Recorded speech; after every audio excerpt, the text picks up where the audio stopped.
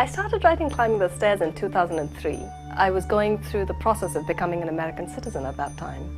And because of that, I started to think a great deal about war and what that meant to me, because, of course, when I became an American citizen, America's wars would be my wars all of a sudden. That whole question of war made me also think about nonviolence and violence and where I stood when I started to think about all these things.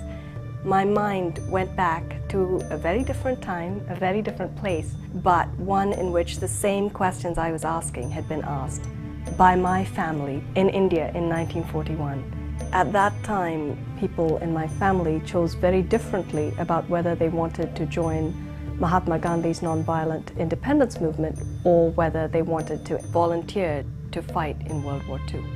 In Climbing the Stairs, you have that question that every character fights with: whether and when and if a nation or a person should ever take up arms.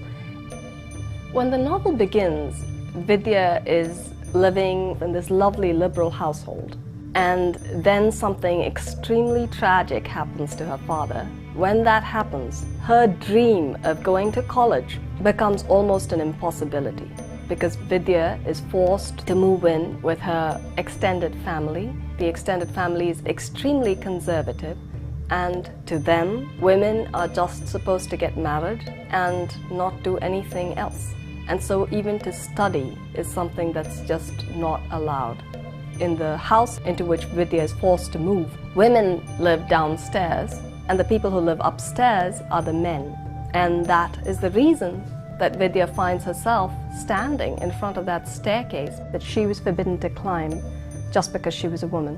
I always tear up every time I say that, because I knew that girl was going to climb those stairs and take the risk that she needed to do that, because that girl was my mother, and although she didn't have any idea at all at that time, she climbed those stairs not just for herself, but also for me. Vidya climbs the stairs in many different ways. She fights for freedom and equality in terms of gender, in terms of her wanting to have the same rights as a man would to study.